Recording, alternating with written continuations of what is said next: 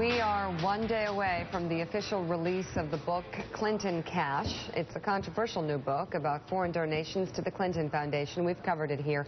It's raised a series of questions about Bill Clinton's connections to donors and Hillary Clinton's actions as Secretary of State. Now Bill Clinton is speaking out about the book's allegations. It's been a very deliberate attempt to take the foundation down. I don't think there's anything sinister in trying to get wealthy people and countries that are seriously involved in development to spend their money wisely in a way that helps poor people and lifts them up. The former president also revealed that he would consider stepping down or taking a smaller role in the Clinton Foundation if his wife Hillary is elected president. Clinton added he will not stop giving his high-priced speeches, saying in part, quote, "I got to pay our bills." They can't help themselves. He also said he prepares several hours for each speech. They can't help themselves. We got to pay our bills. What are they? What are they doing? They so well. That's the main source of their income. $200 million. He says he gives a lot of it to the foundation every year. You know what Joe Theismann said during the NFL strike? What's that? The bigger the slice, the bigger the appetite. I see. That's what Joe Theismann said. We got to pay our bills. They've made like $150 million already.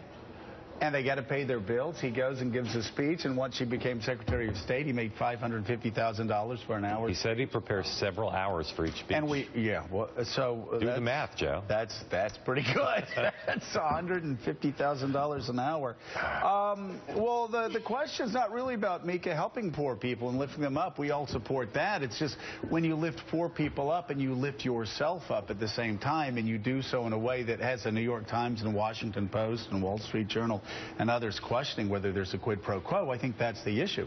It's not about lifting people up, and nobody wants to take CGI down. We've been over there before several times. Hey, it's a great organization. We're inspired by work they do across the globe.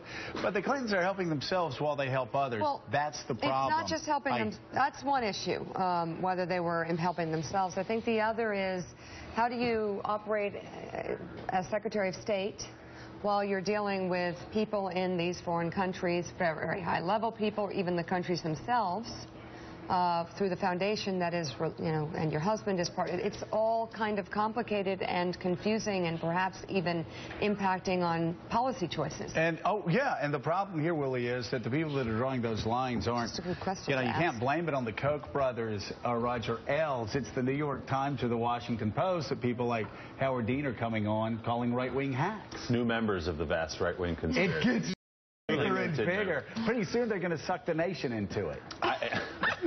That's when you know it's over. Yeah. But I think you made the important point. I don't think some people are, but I think it's a small minority of people who are questioning some of the incredible work that the Clinton Global Initiative does. That's just incredible work. The Wall Street Journal has. Well, yes, but not impugn everything it does. I mean, they do some good work around the world. The question is, was there influence gotten from donations from the Clinton Global Initiative? That's the question. Server, so. And they had to scrub the server, and now Bill Clinton has just added something to the lexicon of Clinton. Like Maureen Dowd. I can't wait to read your column on Sunday. We got to pay the bills. $550,000 speech, got to pay the bills. $150 million, got to pay the bills. If I had $150 million, only bills I would be paying would be like, I wouldn't be. I'd be on a beach somewhere. On a boat. All right. On a boat. Up next, two gunmen. Near a beach.